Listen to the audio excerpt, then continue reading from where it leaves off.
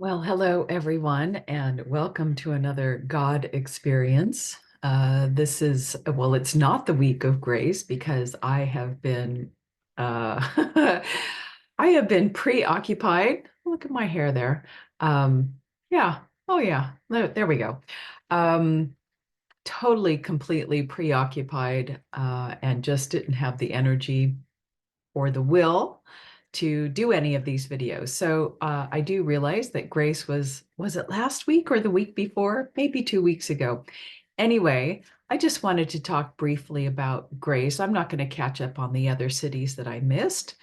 Um, I just first want to say I hope that you experienced grace that week and are still experiencing grace. In fact, according to the numbers behind the word grace, we are experiencing grace every day. But for me, that week was like a waterfall of grace.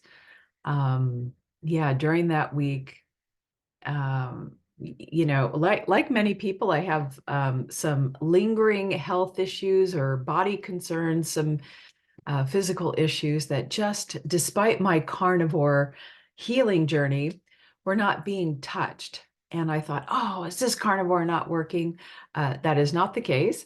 But what this way of eating, while I feel great, like underneath, I don't know how to explain it, but there were certain things that were just not going away, and I could see them more clearly now. Uh, and during the week of grace, because I was having a little, like, what do I want to say? I feel like the last couple of weeks, was it during, oh, I can't remember the city. Hmm. Maybe it was Revolution, Reaction, Rebirth. Anyway, I was experiencing all like a rebirth of all of these symptoms of things that I thought were being taken care of. They were coming back loud and clear, and I was just like, no, what is happening? The headaches were coming back, illnesses were coming back, or symptoms, whatever you want to call it. And what I realized is during that time, during that Citic time to until and through grace, all of us, many of the people that I was talking with, were seeing a resurgence of old patterns coming up, health issues, a relationship issue, whatever it is, or our own traumas coming up to be looked at. Because there was a window there, not that the window doesn't exist all the time, that had during that time, if you took these old issues that were coming up, like myself, even though they came up and the way you responded was kind of the determinant, I hate to say that, of whether grace truly descended during that week. But grace is always there. Okay. I don't want to make this like, oh, I've missed my boat. I missed the week of grace. So now I won't have any. No, that's not the case. Um, but for me, when all these old things came up, I just, I didn't decide. It was just, I didn't go into the story and the poor me and the suffering me. I just decided, it just happened. And I think this comes with the stabilization of awakening, that I just didn't let it affect my mental grasping mind. Poor me, not going to be in the story. I'm not going to, whatever, I'm just not going to cling to this. So I just stayed very much in awareness and just let it be. And with with a very subtle feeling of it will, it was very hidden, but I do recall having this feeling, and this is an important feeling, which I'll talk about in a moment, that it will work itself out. I, I have trust and faith that it will work itself out. It was very minimal, but it was there. But I didn't engage in the story. And what happened that week during Grace? Suddenly, for years, I have been Googling all the symptoms. I mean, we all do this. What is this? And every year I would come up with some part or nothing that made sense, but part here, oh, that makes sense. But it was never the final thing. Anyway, during the week of grace, I got the whoosh, Google again, Googled again, and oh, hello, Peanut. I think Peanut's just going to join us. Come here. Come say hi. Maybe you'll see the tail. Yeah. Anyway, something came up that I'd never seen before. Anyway, a whole domino effect of things. Immediately found a doctor, found a protocol, and it was like the next day I was in to see the doctor. He was like, yeah, we got it. We can help you. No problem. And, it's a whole kind of protocol, a rather, yeah, it's kind of a costly thing. And Grace just sent me an earth angel and is helping me, took care of it. And yeah, and during that week, I also discovered other things that were going on, and everything is so clear now of why this, well, I shouldn't make this about me. This is supposed to be about Grace. But anyway, just sharing a little personal update. Yeah, so I'm seeing very clearly what was going on inside my body. It's no big deal. It Things are getting better. So that is my story of grace, that I found some ahas and easy fixes. And carnivore is still a good diet. You just have to sometimes it can't fix genetic mutations, which I discovered I had. Yeah. So let's so yeah, that was my week of grace, and I have been so totally focused on that element of my life, just taking care of the physical. And I also feel like perhaps you are too, um, feeling a change coming in your life. I feel a change coming in. Yeah, I don't know what it is, but I'm no longer feeling drawn to do these YouTube videos. Not like I have a lot of followers or people that really care, but yeah, I'm just not feeling the energy to do this or interact in this way anymore. But we'll see. That's how I feel today. Maybe it's just a fleeting thing, but I don't know if this solar eclipse season, I don't know, it's feeling quite ominous. Anyway, I know you didn't click on this to hear about my personal life. You wanted to hear about Grace, right? Okay, so let's look at Grace. Look at the numbers. Let's see, share screen. Let's see, where am I?